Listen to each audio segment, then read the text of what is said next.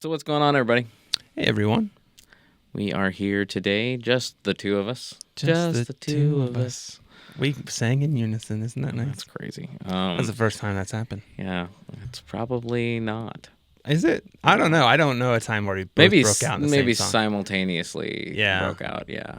Yeah. true. So, yeah. It's not. We've had a lot of guests going on lately and such, and it's been a bit since you and I were just you and I. Yeah. And just as a reminder, I'm Derek, And I'm Matt. and yeah, we're here, just gonna talk about some fun stuff today. Fun stuff. But first, I'm just gonna get this out of the way. Yeah, right? dude. Like It's shameless plug time. this is awesome. So New product line. I had a friend here at the church. He suggested I made this cross, right, and it's a large cutout cross, different paintings, and anyways of Jesus, and the cross is like cut out around him, right, or his face is in it, whatever. So he was like, if you could do that on a hat, that would look really cool. And like, I was like, I wonder if I could cut out hat patches. Like, I know that I can engrave on them, but I didn't know if I could cut them out. And sure enough, let's see, what's a good one to show off? The brown one. This one? Yeah. There you go. So check this out. That's Right? pretty cool, right? It's pretty awesome. So I have these now, and I can do other stuff too. But We love new product stuff. Actually, you know what? I'm wearing my hat today, aren't I? yeah, you are. Yeah. So he made this one for me, and you can hold it up to the camera. It is actually an image, the face image from the Shroud of Turin that he got into the leather, and then made me a hat with it. And so that's pretty cool. Very talented. I was really excited about it, as you all should be too. Yeah, you can reach out to either striderdesign@gmail.com or our social medias, or here at the Truth Response. I check all those emails. I'm the one that has the access to all of that anyways. So yeah, just shoot me a message if you want a hat, you're looking for a specific whatever, let me know and I can make it happen. Yeah. So So awesome new products. But today we are talking about fruit. no. We're talking about fruitlessness. Well, it's off the sermon, right? Yeah. So this is so last Sunday, for those who go to the church that we are at, they would have heard me preach about fruit and fruitlessness, as well as some other points. But we want to talk about that sermon and the questions that came along with it today. And so if you haven't heard that sermon, it is online, and you're welcome to go on and check it out. Yeah. Do you want to give like a brief recap of kind of what you talked about? Yeah, so I preached on Mark chapter 11, verse 11 through 25, and it focuses on the Monday of the last week of Jesus' life. And on Monday, there was the cursing of the fig tree, and there was the temple scene where he's flipping tables and stopping people from walking through the temple area and getting rid of the money changers and all that. And but I went back and I just kind of pointed out that this is Jesus coming into his house, and first he inspects things, and then he decides this isn't going to happen anymore. He sees things going on he doesn't like. The cursing of the fig tree was very prophetic in the fact that his mind's on the fact that some of the things that they're allowing to happen and doing within the Sanhedrin, those running the temple, are not okay. And so he sees a fruitless fig tree, and he curses it. Of course, we find out that the fig tree withers away, and it's kind of symbolic for the fact that this way of doing things is done. He goes into the temple. He stops those taking advantage of people who are trying to approach God in the court of the Gentiles. He is mad about the people that are making money off of that and taking advantage of people. He's mad at people taking shortcuts in their faith and providing ways to do that. And he doesn't like people trying to literally take a shortcut through the temple grounds. So a lot of it that he's just like, this is not how it's supposed to be. This is supposed to be a house of prayer, not a den of thieves, not used in the improper way. And he's not going to stand for a mockery of what he had designed and how he intended things to be. And so because that is a failure, that's going to go away. And Jesus is actually starting a new way, which is not a temple. It is a direct path to God through what he is going to do throughout that week, which is lay himself down and then raise himself back up. Yeah. So that's kind of a quick gist, right? Yeah. Hashtag table flipping mad. Hashtag table flipping. Put that in the comments. That'll be amazing. Hashtag table flipping mad. Okay. Yeah. And for those of you who don't know what a hashtag is, that's just the number sign or the pound sign. So. Yeah. My favorite part of the sermon was when I got to yell at anybody that's misusing that text to promote protests or rioting or moments of anger. I hadn't heard of the first two being used in I that have. way, but Especially the third one I have. I mean, obviously, that one gets used a lot. But starting in 2020, I heard a lot of people doing it to try to defend some of the big protests and some of the rioting that was going on. And I got in arguments with people, and it's kind of still been there. There's people still telling me like, well, Jesus did this. I'm like, that's not what that is. Yeah. Yeah. Although I think that it can be used in the proper context to being that kind of angry, I think. There's such a thing as righteous anger, sure. But I don't I don't know that. I mean, obviously, Scripture says that the anger of man does not produce the righteousness of God. But no.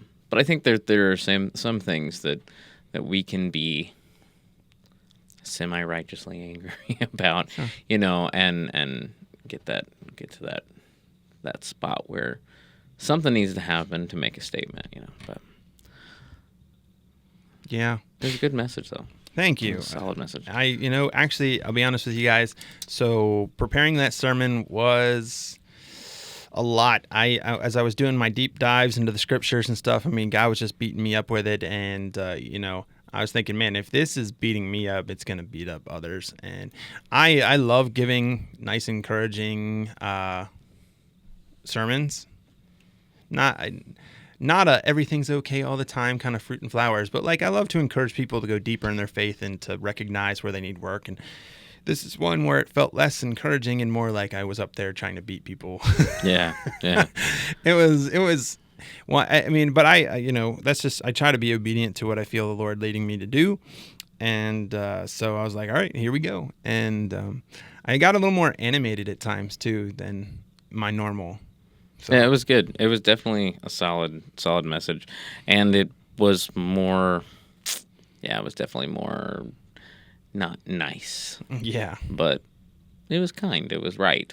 So well, it was truth. I had somebody come to me, and I got to be honest, like my favorite thing is when somebody tells me this in earnest, that I had heard that story, but I really helped him understand it in a new way. And I was like, that's really what I want. I want people to be able to understand what I'm saying and if I can help someone understand something in a new way, maybe for the first time, or find a new way to kind of apply it and check themselves with it, then, man, that's a win in itself for me. But I mean, I'm just trying to be faithful to whatever God tells me to do. And then, the outcome is in his hands. I just, do it. That's good. All right. Well, we're talking about fruitlessness today. Fruitlessness. And talking through questions. It'll be good. It'll be fun. It'll be a different style a little bit. So yeah, a little bit different. A change of pace. And then we got some cool things that we're planning in the next few weeks. So yeah. So that'll be fun too. It will. Don't forget, 250's coming. April 24th. Get your tickets on Eventbrite. The Truth Response Live. Yes. But as for today. Oh, we're going to talk about fruitlessness. Yeah. But as for today, you're supposed we're talking about. I'm going to do it. Welcome to the Truth Response.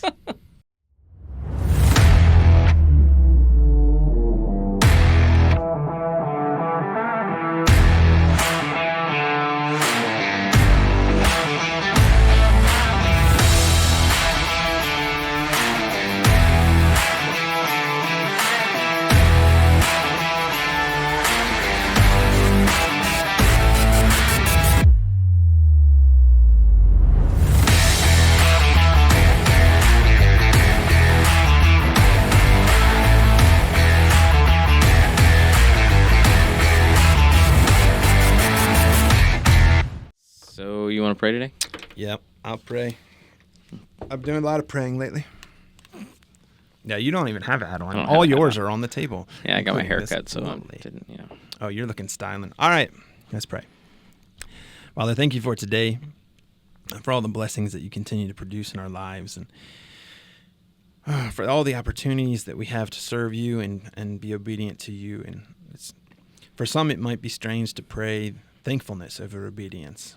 But we are so glad that you help get us to those places to where we are grateful to just be a part of what you have going on and to recognize the benefits of being obedient to you.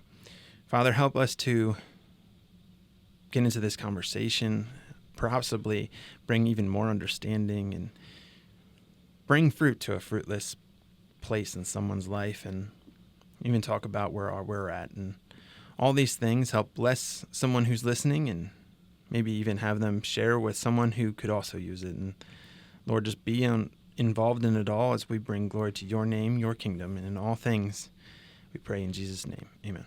Amen. All right. So I heard a thing today. You heard a thing? I heard a thing. I think that it kind of applies with this idea of us being the fruit and all that. I heard somebody say today that there are 5 gospels.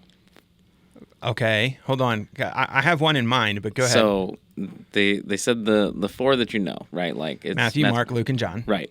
And then you're the 5th. Oh, that's interesting. And I thought that was really good because, he said people may not be reading the 4 gospels, but you can be sure they're reading you. And is your fruit enough that they're getting the gospel from watching and reading what you're doing? I was like, whoa, that's pretty wild. I like that a lot. Yeah, I thought you were going in a little bit of a different direction because I often refer to Romans as Paul's gospel. Okay, but I could see that. I do, and which is funny because in a way Luke is kind of Paul's gospel, but the way that he fleshes out, it's Paul's gospel and theology, very just brilliantly laid out in Romans. But ironically, I never thought about it that way, but Luke is kind of Paul's gospel. Yeah. So I really like what you said. That's good because you're right. I mean, I teach my students. I said, you could be the only Bible anyone ever reads. Right. You could be the only church service they ever attend, and the only Jesus many things they ever like see, that. right? Yeah. Because that's what it is. When we become a follower, we put on the uniform in it. So it's like, how are we representing him? Yeah. And that's where the fruit comes in. It's like, what are we offering those that come to us? So, yeah.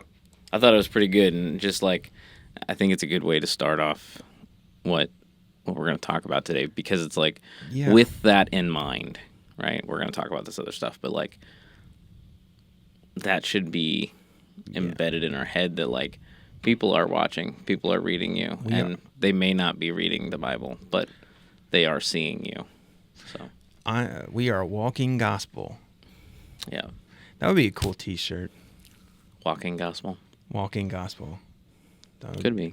Could be. That's a lot of responsibility to be wearing on a shirt, though.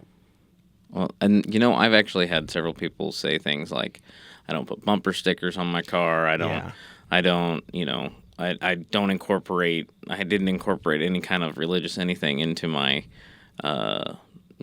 business stuff, like iconography and that sort of thing, just because, that's, I don't want to show a bad name, but at the same time, like, that's like... you should use those things. So, what's funny about that is, so it's it's the same reason that something that once was my fear is now my motivation. So what kept me from ministry for so long was James chapter 3. And we've gone over this, but the one I read when I was a kid, it went, not everyone should be teachers, because teachers, we know that will be judged more harshly. And I was like, yeah, I can't do that. I can't. I was so afraid of my imperfections that I thought I can't possibly do that, because I'll be seen for what I am, and that'll, I don't know. It just kept me. I ran from it for a long time because of that. I flat out refused to speak for God because of that. And but now it's more of a motivation. Like when I read it, I'm like, well, that means you need to hold it together. You got to keep yourself in check. You got to have that accountability. You got to do everything that you need to do in order to, live so that it doesn't hurt your witness. Yeah. And if you're afraid, I mean, like I get on the cars, and not because I want to drive recklessly, only because I don't trust people to mess with my car. Like having your car without any extra attention to it, and that's coming from a guy that used to build cars to be obnoxious. But like, I can get it. See, I'm of the opinion that if something's going to happen to my vehicle, it's going to happen to my vehicle. Yeah. I mean, like, but I will say this, like business stuff, like I think that's a great place to put it. Is it going to hurt your business? Maybe the people who have really big heart problems, but what's more valuable, your witness or your wallet? Yeah. Because I happen to think it's my witness. That's why I often wear shirts or hats or something that is a talking point for me, for someone that were to come up and ask me what it is. Sure. So that I can talk about Jesus, so that I can have that witness. And, if I'm wearing something that says y'all need Jesus on my shirt and I'm acting like a fool, then I messed that up, and I try not to be that person. Yeah, on my business cards I put Ephesians 2:10, which is, for we are God's handiwork, created in Christ Jesus to do good works, which God prepared in advance for us to do. And yeah, I like that. Because of the fact that God in advance prepared this business and me to be in a place where I'd be there. And so the whole handiwork and all of that is that whole mindset of like doing something out on my own, but because of God, Yeah, I saw this video recently where I can't remember what restaurant it was, but they put little Bible verses at the bottom of their cup. Oh, that's fun. And I think that's cool. Like one of them was John 3:16. There's this person who's, I'm going to say, obviously not a believer. And they were there, and they did a video complaining. You mean like on the bottom, or like the bottom? I don't know, somewhere along the bottom. Oh, okay. Oh, like on the side of the cup. And they're just complaining because they're like, I don't want this on my cup. Like, here's the thing. I think I heard about that. Yeah, here's the thing about that. If you honestly don't believe it, then what's the harm? That's a big one. Let that one just sink in for a minute. If you honestly don't believe in it, if you think it's all hogwash, then what's the harm? There isn't. Because if I'm wrong, fine. But if I'm right, then it's significant. And here's the thing. I think y'all know in your heart of hearts that it's right, and it's messing with you because you don't like it interrupting your little peace that you have of ignoring it. So that's your problem, not that company's and not mine. So I'm still kind of on a thing. But I like the new you. I like it. So, okay. Surface level reflection. Surface level. To start. We're going to start at the surface, right? All right. So, Jesus inspected the temple before acting. Yeah. Taking time to step away from it and plan his approach appropriately. Yeah. What situations in your life require you to slow down and reflect before responding, and why is that difficult for you? The one that's the most difficult for me is with my kids, because I that's a place where when I get home, I try to just relax, and I can be easily, as we're trying to put value in our relaxation, other things that interrupt that can irritate us. And I find myself more irritated sometimes by things that would normally not bug me when I'm trying to relax, which is weird. And So that's the time where I have to watch. Like my kids will say something or do something or whatever it is, and I have to watch that I don't let whatever I'm doing make me overreact Sure. or say or do anything that I don't want to do, and because it's so easy to do. It's so easy to be like, I just want to relax, and then somebody does something, you're like, oh, and then next you know that is leading you to get a little more animated or come off more harshly or have the Yeah. wrong tone, and so that's something that taking a second and going, all right, I know this is irritating me. I know all I wanted to do is relax down, but this is just how it works, and so I just gotta and that it helps a lot. So that's definitely an area that I have to work on. I'm pretty that's my most sensitive area. Yeah. Yeah, I would agree with that. For me, like, my daughter is a great kid, and sometimes I expect more of her because she's a great kid than you should expect from any third grader, any 9-year-old. And I sometimes will snap. But I was going to say, like, the thing that I need to slow down and reflect before responding is every word that comes out of my wife's mouth. Like, not in a rude to her way, but like, I am so ready to jump on whatever it is. Like, and I don't know. I don't know if it's like, I don't know. I just take things so personally whenever it's her, Yeah. And I don't mean every word, obviously, but like, I mean, for somebody who is a fairly sarcastic person, her love language is sarcasm, and that's totally cool. I've known that the whole time, and mine is too. But I don't know. Whenever it comes out of her mouth, it's like I take it to heart. Whenever if I just step back for a moment and gave it a breath, I wouldn't react any kind of way, and it would be taken differently, So Yeah. I think it's the close people in our lives that we often tend to react to. Well, it's funny because the more comfortable we get with people, like home is a place that we generally see as our place to relax and be comfortable. And so so with that in mind, we let our guards down. Yeah. A little bit. There's other times for me where I can say I can feel like I got to watch how things snowball on me.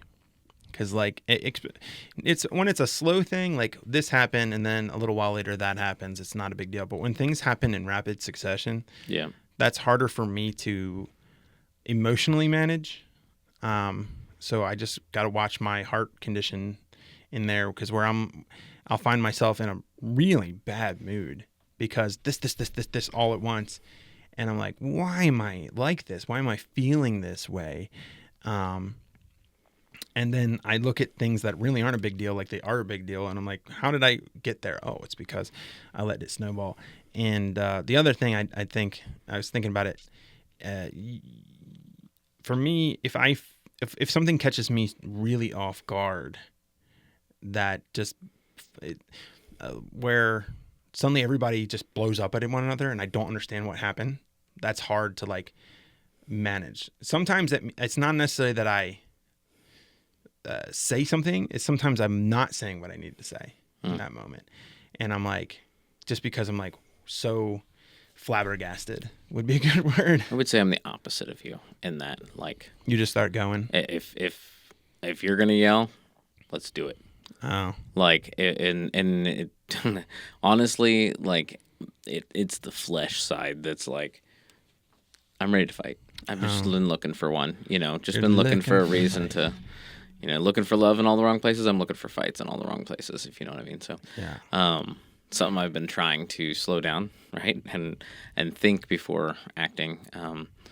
Yeah, reacting is such a bad thing. Like, it's you should definitely try to minimize reaction Yeah. and be ready for situations to pop up and be ready to slow down. I like that question. Using a very easy example, like if you looked over and you saw a kid with a butter knife in their hand and they're getting ready to stuck it into a light socket. Okay, yeah, stop immediately. Right. Okay, a little overreacting just to get them to stop. Okay, probably okay. Going off the handle afterwards, probably not okay. Right. So, Well, and I would say in that situation, you know the right thing to do. yeah. So like I said, there's times where it's like, yes, there are times where we do have to say react and address something quicker. But Right. as often as we can, like we want to be peacemakers. We also want to be those who help situations as best we can, whether it means trying to correct them, speak into them. And so, but you want to make sure that you are very thoughtful. We want to have an answer for people, seasoned with salt, obviously. But if you aren't careful, it can definitely mess it up. I would say as long as you're prayed up, right? Like as long as you've been meditating on His Word, which doesn't necessarily mean reading your Bible every day, but if you're taking it and putting it in your heart and you're thinking about it and you're mumbling through it, like then and praying on it and all that sort of thing, like whenever you come into those situations, I feel like you're going to be way more ready and way more prepared for whatever that thing is, then you're going to react. I think it'll definitely help. I mean, it's not there's still whatever we haven't dealt with inside. Sure. That is always going to be there. But I mean, that's part of the journey is to constantly do those evaluations. Where am I? How am I right now? Are there things I haven't dealt with? Are there things that I need to deal with? Is there something that I'm going through? Is there, and so having like we talked about this before on another episode, but like having people that you can reach out to and just kind of debrief sometimes, or hey, this made me feel a little weird and I just want to talk about it with someone, and or can you just listen to me for a while and then afterwards can you see if you see anything or that I'm saying that I'm not hearing or seeing myself. And those things can be really beneficial to you. And in some cases, if you have a lot that you need to work on, there's nothing wrong with it, with finding someone who has training in professionalism to sit down with and help them help you go through. I think, there are so many great counselors and therapists out there who can help you kind of work through a lot of things and talk about the things that you're struggling. If you find yourself with just so much and you're like, I don't know if just talking to a friend's going to, maybe that's a good avenue to take. I would definitely recommend trying to find one that it has a good Christian background would be amazing if you can, because that way they're not giving you something that's going to, I doubt that most would give you something against your faith, but you want someone that understands your faith and is going to try to encourage you to bring God into these situations. That's what I want to go for. And I will say that, like, free piece of counseling advice is you should first try to just stop it. Right? And if that doesn't work, stop it or I'll bury you alive in a box. Wow. Bob Newhart, man. His comedy's so good, but the whole idea of willpower is a lot. Willpower is a lot stronger than you realize, and so if you take a stand, you may be able to get through whatever it is just based on willpower. Now, that being said, I agree with all that you said about finding a counselor, but you should really try willpower first. Well, I mean, a lot of times we just don't. We don't believe that we can make it through. Yeah, but just to clarify, I think, on what you're saying, it's not about willpowering of dealing with it all yourself. It's necessarily when you recognize there's things that you're doing that you're not doing. No, I'm saying like I am saying like willpower is very strong, and each person just needs to tap into their willpower. It's harder for some than others. I'll give you that. But I think that you can decide to stop things. You can sometimes decide it's not to stop doing like counseling things. and stuff like that. It's not necessarily about stopping things or starting things. It's about dealing with things.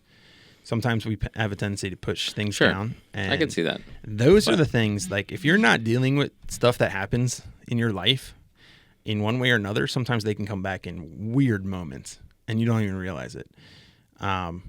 So yeah, I had a thing happen the other day, slightly embarrassing, but I got myself all mad over something that our puppy did, like, because I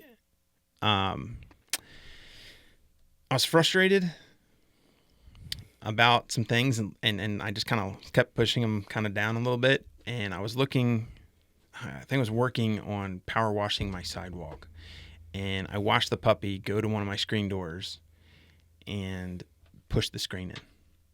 Like, the screen came out of the door, and I was like, oh my gosh. And so I go over there and I'm trying to fix it back into place.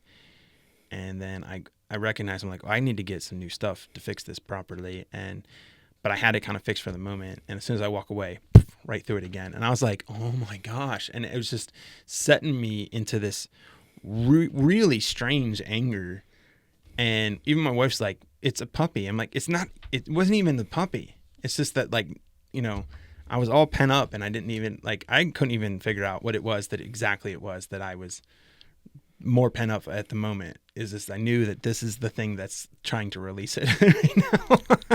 I've been there. So yeah, I have been there. I've been there. But... yeah. So it happens. Yeah.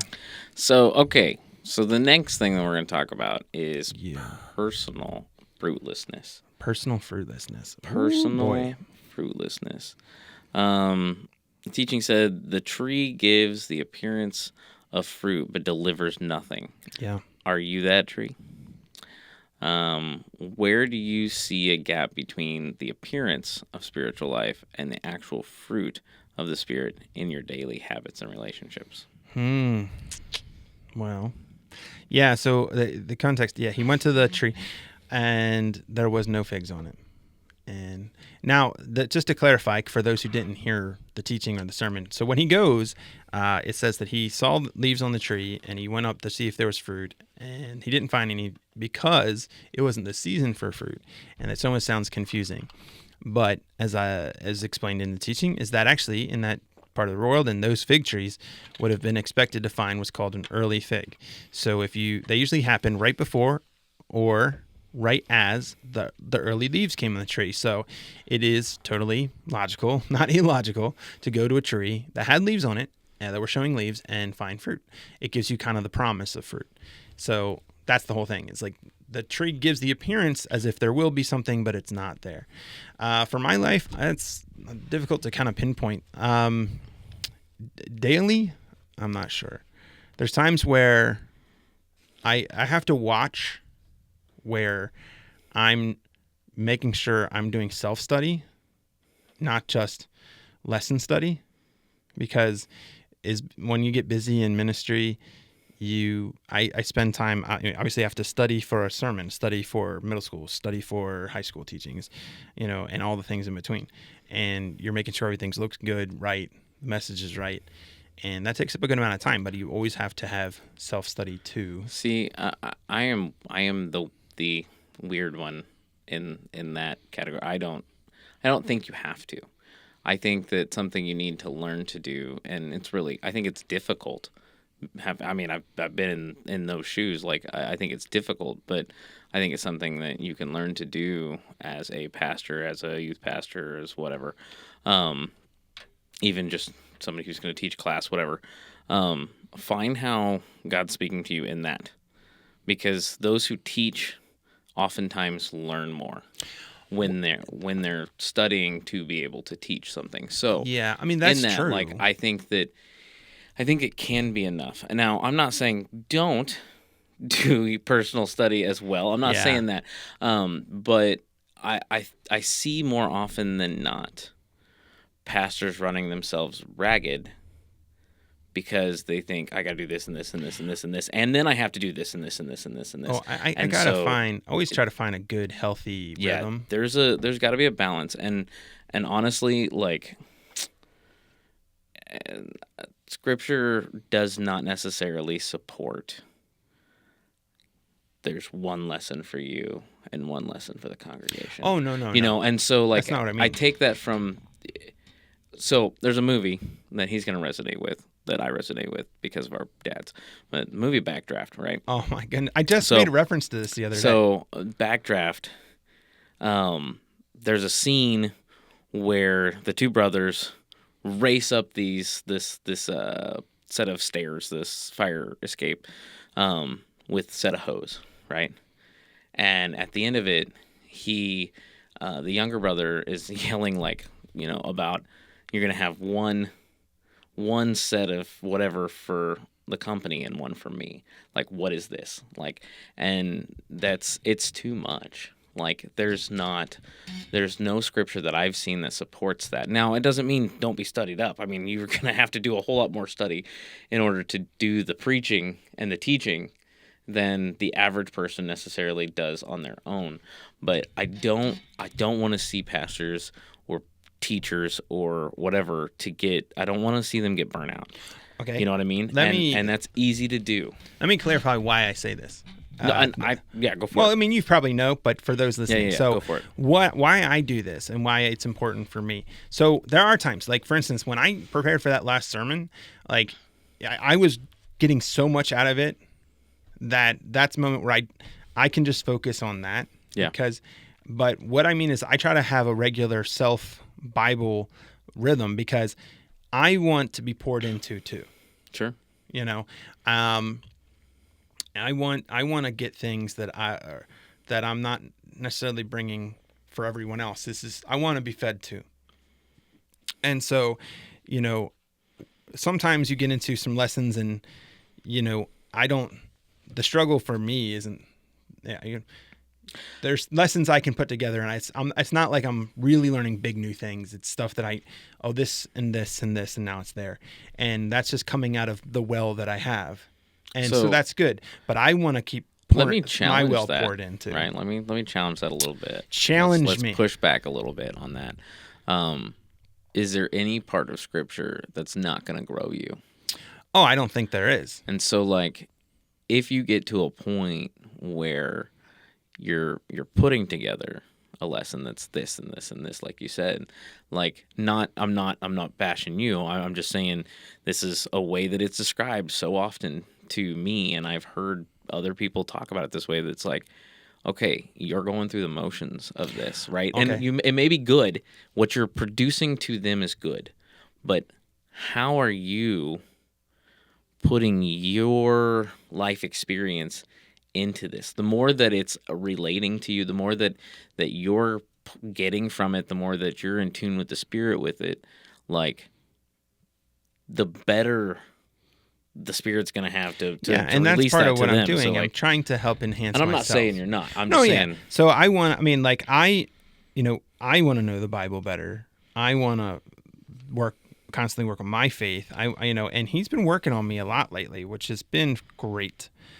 Man, I love it when I know God's working on me. Yeah. I tell you, there's something about that part of the relationship where, you know, he's like, all right, Matt, this. Okay, Matt, this. I'm like, okay, great. And sometimes that's not an easy thing. So, I mean, it's weird to celebrate the hard, but I do enjoy when I know, okay, this is God working right now. He's showing me this right now. He's showing me that. Could be challenging me. Or I get really excited when I see things for the first time that I've never seen before. And it's cool because I like calling it my toolbox, really. It's like I want to put a lot of things in my toolbox so that in any situation I'm prepared for all this stuff, and then I can make connections I've never made before. Yeah. And I can be better for those that God sends me. And I love getting closer to the Lord myself. I think it's important. One of the things, and this all came about really because when I first entered seminary, they said to us, hey, make sure your schoolwork's not your only Bible work. Sure. And I was like, oh, I guess that makes a lot of sense. Because I took that right into ministry. Like I can't only pour out. I need to be poured back into. Well, and I guess my argument is that you're not only pouring out. Oh yeah. See, that study, even when study is not you pouring out. When you're studying to give that message, that's not you pouring out. You pouring out is when you're giving the message. Oh yeah, and I And do. talking people through that. I know you. I know, and I know that I'm not knocking anybody, right? I'm not saying people don't. What I'm saying is there's a distinction there that I think that we oftentimes skip over or think is not enough, and that is that you should be, right. You should be approaching the study for the lesson as being poured into, because you are waiting on the Lord. You should be waiting on the Lord to be guided to what you're to be teaching. Oh yeah. And I'm not saying that's the only teaching you got to have, and I'm not saying that. But what I'm saying is whoever you might be out there that's listening, that may be getting ready to give a lesson or whatever, like if you feel burdened, like you're constantly being pulled to do this or that and do this and that, whenever like you're like, oh, I don't have time to, I feel guilty because I don't have time to do my own personal study as well as all of these things that I've been called to do. Like that is personal study. Like the things that God is calling you to do, that's a part of that. Yeah, I'm not gonna disagree. I think it is part of it, but I'm always looking to just.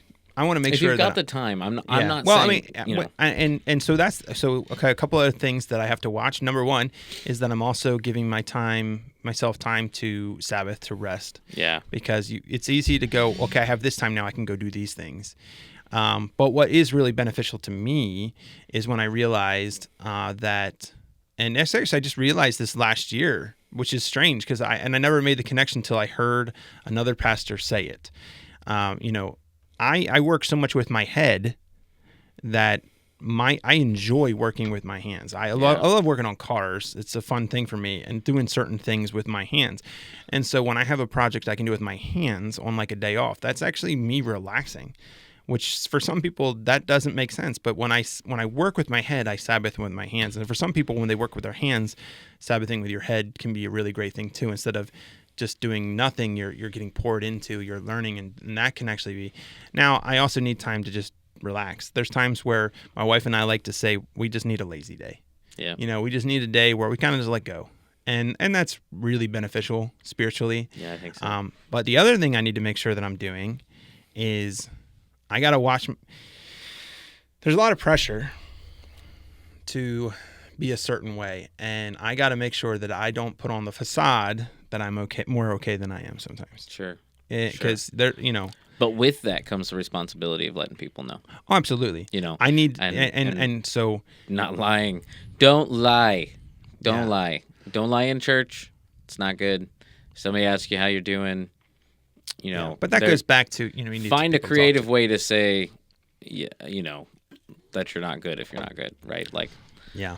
So, I mean, those are things like... better than I deserve. Oh, I'm great. Everything's fine. As if I'm just sitting here like a fruitful apple tree, and it's like, yeah, dude, it looks like some of that fruit's starting to turn over there.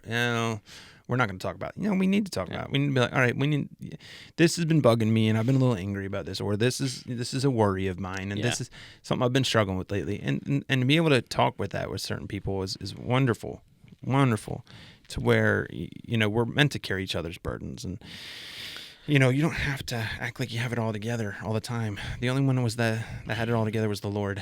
Right, so, for sure. And I think something we haven't talked about with this appearance of spiritual life versus actual fruit is a lot of times it's motivation, right?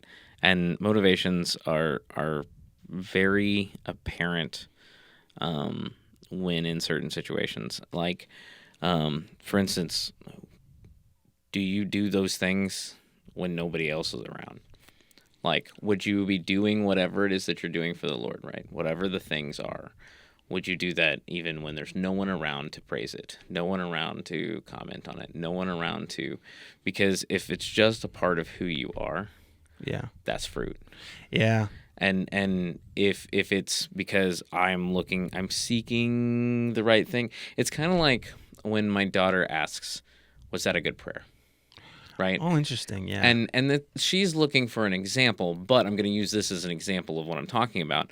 Like, it's one of those things that's like, this is not me. Like, you're not talking to me. Like, you're talking to God. Everything you say to God is good, right? Like, you're good with it.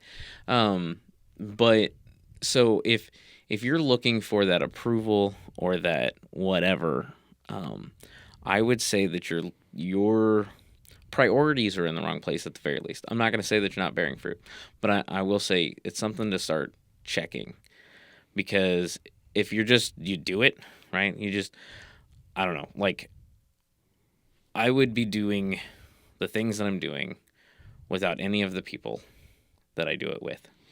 Yeah. Or if new people came along, or if nobody was here at all. Like it's who I am. It's part of my life. I think anybody that knows me would be able to testify to that. Um, but and well, I guess you could tell by the fact that I'm willing to fight with anybody. So Yeah. I don't care who I push away, so right? So like, there's yeah. that too. But then, and it's not an always situation, right? There's always exceptions to the rules, right? Yeah. The only whatever, the only universal is the fact that there are exceptions to the rules. Yeah. Well, so I mean, a lot of things I do, I do just because I want to. I want to know. I want to know more about the Lord. I want to know more about the scriptures, and I love seeing things. Like I said, so that's something I would do. I do a lot of things privately that I don't even get to talk to anyone about because it's just at that point it's for me. So I will say though, like kind of like your prayer thing, like yeah, sometimes you're doing something and it's other people just need to understand it's not for you, for them, it's for the Lord. Right. And like one of the things that when it comes to prayer that I will always cherish was this moment. Well, the first time it happened, and I just saw the beauty in the moment.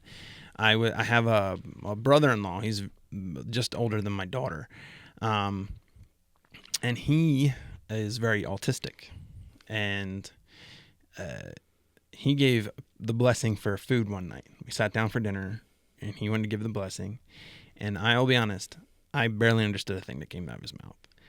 But in that moment, I also realized I don't need to. God understands everything that's coming from him, Yeah. and understands the heart behind it. And I was like, wow, how beautiful is that? I don't need to understand what he's saying in order to appreciate his heart and what he's doing. Reminds me of Sunday mornings, right? Yeah. The music's too loud. The music is not the style I like. The music is, and it's like, well, too bad we're not worshiping you. Like this isn't to you. Like this is an outpouring of our spirit to God. So, Yeah. if it was for you, we would adjust, but it's not. It's not. So, but yeah, no, that's real good. I like that whole like Yeah. I just remember, realization that, oh, well, duh, like like it's not for me to understand. He's not talking to me. I just so- remember he started praying, and it didn't take but a few moments where I'm like, I don't understand anything, but it was just as quickly as I thought, and I don't have to. Yeah. And that was so cool. And yeah, I mean, sometimes, and it comes down to it. It's like we want to do things just because we want to do things for the Lord. Yeah. That's part of the not letting your left hand know what your right's doing, where it's not Right. about for show. If everything you're doing in faith is so that other people can see it, then you're worshiping the wrong things. Yeah, I got a new song out under Breath and Bone, or Breath and Bone Music, and it's called "I'm on His Side." And one of the lines in it is, "I'd have quit. I'd have given up long ago if I was doing it for you." And it's the whole mentality that like, yo, I'm not doing this for you, so like, don't think that you're the one who gets to tell me how I do this thing for Jesus, right? But it's so true though. Like, if you're doing it for anything but Jesus, you are gonna encounter a point in which it's too much. Yeah, and sometimes it's just going to seem like, to some people, sometimes the thing he's causing us to do or calling us to do is crazy. I mean, look, let's go back to Noah. No, they must have thought he was a crackpot and a half, but he was doing it because the Lord told him to, and it wasn't for them; it was for the Lord. And Well, that's an Old worked out Testament. for him. That's an Old Testament example. Yeah, New Testament. No, just past the New Testament, like 10 years ago. Oh yeah, We were called down here oh for a part-time to 1,400-mile drive, living away, Um, a place to live up there, nowhere to live down here. 2 full-time jobs there, 1 part-time job here. Like that that in and of itself is crazy. Like we were set there, right? Bigger house than we have now. Like it was great. Great community, like everything was good. Now, we didn't have a good church home. So that was rough. But everything else, by the world standards specifically, was great. Why do we leave? Right? Like sometimes I thought, okay, if it wasn't for God, there's no way we would have ever left. There wouldn't have been. It doesn't make sense, right? On paper, it didn't make sense. Yeah. But there's a calling that gets placed on your life. You do things that don't make sense, and God makes it all work. Yeah, it's funny. When I left the automotive field for ministry, I went. I left, and then it was a few months went by, and I had to take my car back to where I worked for an oil change, and I thought that was really interesting. But I remember running into one of the higher managers in the company, and there had been a recall on a bunch of engines of that manufacturer, and he was just like, "Oh man, you left at the wrong time. We're making all this money on this stuff," and I realized like the difference in perspective in that moment. Yeah. He's thinking about it only through that lens. It's funny that you say that because the bridge goes, my pockets may be empty and I may stand alone. Like, yes, that lens is very different. Yeah, it's wild because I was thinking like the money they were making, yeah, they were making money, but that's temporary. That's not going to go on forever. And what I'm looking to do is, yeah. So, do you want to make dollars or jewels? I wanna serve the one who has dollars or jewels, right? Are you going to do it for yourself in this brief kingdom, or are you going to do it for God and His kingdom, right? Like, whose side are you on, right? Yeah, it's just strange with for those, the gospel is foolishness to those who are perishing, and it's so weird to see that played out in a lot of different ways in the world where people who don't get it have such a wild perspective on life. And I mean, it's like a stark reality sometimes. But I remember just kind of in that moment, just realizing it in real time, going, wow, you just don't get it. Yeah. And that's, I wish I could help him more with it, but he's got to come to terms with that too. Anyways, so yeah. Next question. We're still on track. Worship and integrity is section 3. Question 3. Section 3. Going through the questions. Jesus declares, "My house will be called a house of prayer, but you have made it a den of thieves," exposing the difference between activity and authenticity. In what ways can religious busyness or church culture distract you from genuine worship, obedience, and prayer? And I like the way this question is worded because it goes along with a question from a listener, I think 2 weeks ago, and that was like the whole, like, why don't we ever see people pray for obedience, and that sort of thing. So I like that comparison because so often we get so caught up in, I got to do this, and this for church to happen. Do me a favor, read just the question again. In what ways can religious busyness or church culture distract you from genuine worship, obedience, and prayer? So with that, like, we get so caught up in, I got to get the communion cups there. Between services, I've got to make sure that I've practiced my sermon 4 times. I've got to make sure all the chairs are in a certain order. I've got to make sure that the baptistry's hot, which is appreciative. that is really nice when it is. But we get so caught up in every chord's got to be right. Every singer's got to be doing perfect harmonies. Like, we get so wrapped up in this church busyness that as much as excellence is important, like, and excellence can be expression of one's worship. Absolutely. So that we're not Absolutely. downplaying that. No. Not downplaying, because those are great things. But whenever we are focused on that Mm-hmm. so much, and you can see this whenever something falls through, right? We lose sight of why we're doing any of it. Yeah. And when something falls through the crack, worship leader sick, what you doing now? Yeah. Like pastor got sick last minute. Now what? It's like, which rarely happens, but gosh, I think that's why that Nick, was a last Nick minute is like thing. always working out. And I mean, always, it's handleable. We eating have healthy, but besides we myself. can, We right? have people that can get up there and give a message one way or another, Right. or lead a prayer Sunday, Sure. or whatever we need to do. But This is all part of it. But when those things happen, a lot of times people go, or we get so distracted in the fact that it's got to be perfect that we forget that if that's not there, Sunday's still going to happen, and next week will still happen, like barring the end of the world and Jesus coming back, like most of the things that distract us so bad are things that if it got missed once or twice, yeah, life moves on.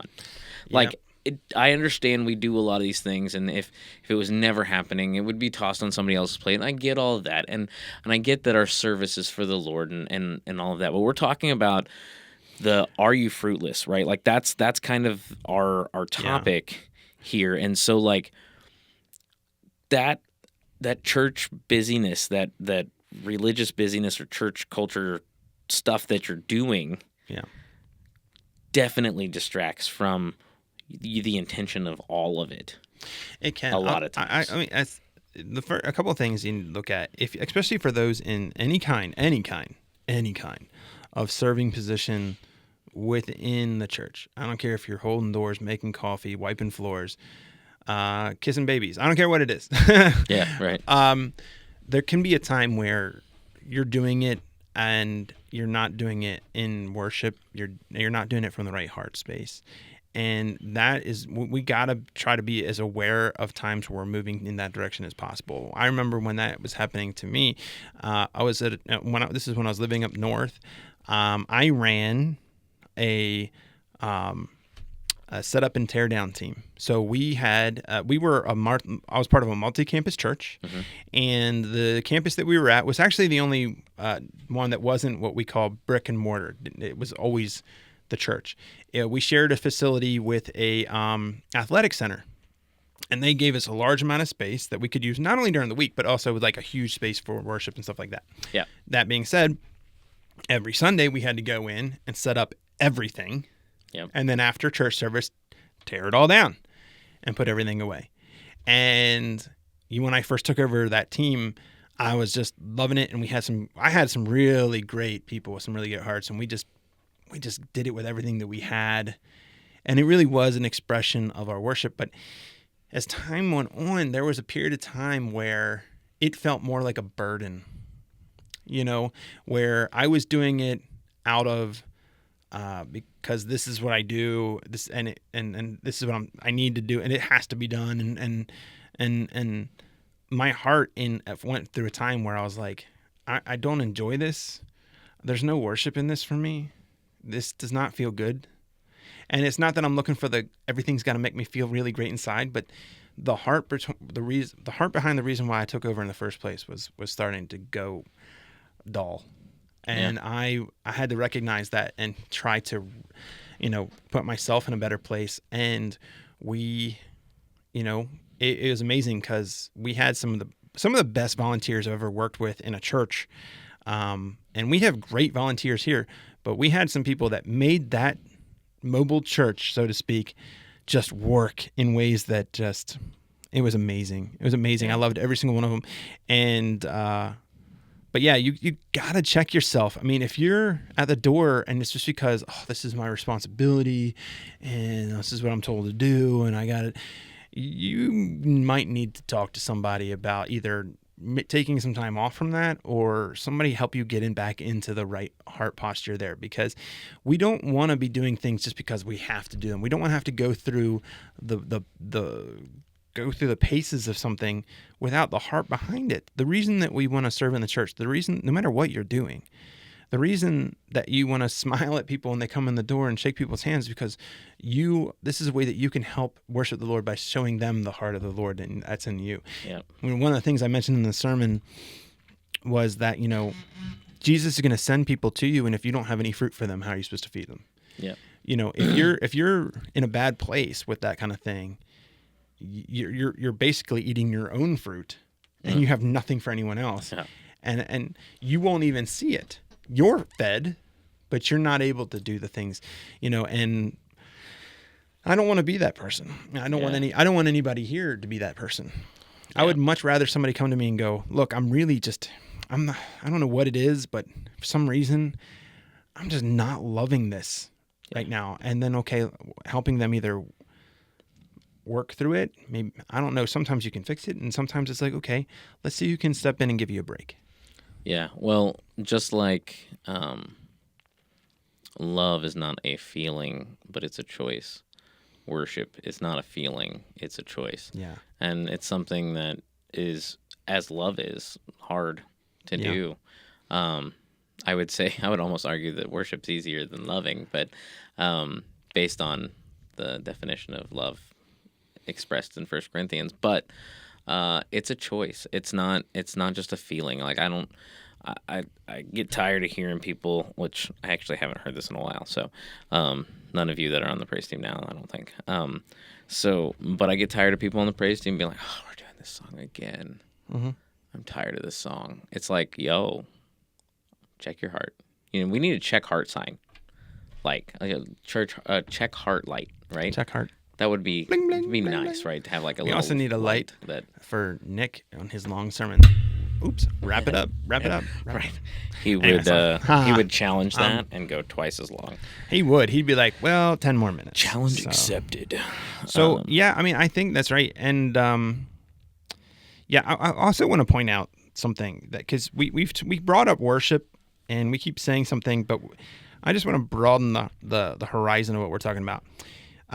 Worship isn't just music or singing.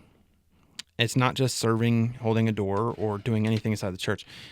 When you come to faith, worship is everything you do. We worship how we live our lives. Everything that we do is part of our worship to Him. Because if you're living for the Lord, then everything you do is for Him. And that means everything's worship for Him. So how we interact with people can be part of our worship to Him. And when we think about it in those contexts, when you meet someone for the first time and you show them a little bit of Jesus, when you show them the fruit, you give them, where you're like, hey, and you welcome them and you make them feel like they're somebody who's important, and then you show them a little bit about how God has changed your life, even and just how that you approach them. That's part of our worship. It's there's a responsibility in worship to live it out in as many ways as we can possibly do so. And one of the things we talked about when it comes to where are some areas, if there's areas of your life that you're not trying to live out the gospel, that you're not trying to live in worship to God, or you recognize that this isn't good for my walk with God, Jesus would not approve of this, that's an area that there's no good fruit there. And so what can we do? How can we fix this so that it can be a fruitful part of your walk? It can be more of your life in worship to God. Yeah, that's good. So I want to end a little differently today. I want to try something. Yeah. So I'm gonna say like, subscribe, do all the things, leave some comments. We've got that event on Eventbrite. It's The Truth Response Live. Go sign up, get a ticket. It's free. And I know the food that's going to be there, because I know the people that are making the food, and they've graciously decided to donate all of that food, so the Truth Response does not have to pay for it, which is yummy food. Wonderful. Thank you. You know who you are. You're awesome. Love you so much. But the food is going to be awesome. It's going to be like a step up from what I was planning. It's going to be the event of April. April. Yeah. That's exactly what I was Actually, gonna that's say. I can't say that because Easter's in April. It's gonna be the second greatest event. I don't know. Easter may not have enough food. Oh man, it's gonna be good. It's gonna be a good time. It will be good. It'll be a good time, and we plan on having giveaways and merch, and Who knows? One of these hats could show up. You never know. I mean, could be hats, could be all kinds of stuff. So, and if you Yeah. have suggestions or something you'd like to see us selling or giving away, let us know. Our big prize is going to be fun. I can't wait to get our hands on that. But it's definitely, it's all going to be Truth Response because you guys are just as much a part of the Truth Response as we are, and we thank you guys so much for all of the support and the love that you've shared with us. So I thank you guys so much. Go get a ticket on Eventbrite. They're free tickets. It helps us get the head count so we know what to get there. Yeah, and invite your friends. Bring everybody. It's going to be a fun time, even if you don't like podcasts. Right? That's right. You're not Fly listening into to the town, podcast. You're listening to a get a live hotel room. It'll be great. conversation, and I'm sure there's going to be heckling. I know the crowd that's coming. Some of them. And so man. I know there's going to be They heckling. may even hear their heckles on the microphone. Well, I might set up a mic to where they can be heard. Oh man, that Be great, wouldn't it? Oh gosh. Yeah, so be careful what you say. No, I'm just kidding. So that all out of the way and said, I want to leave you guys with this. If Jesus inspected the roots of your life today, what would he find? And what step of repentance, surrender, or obedience is he calling you to take next? God bless.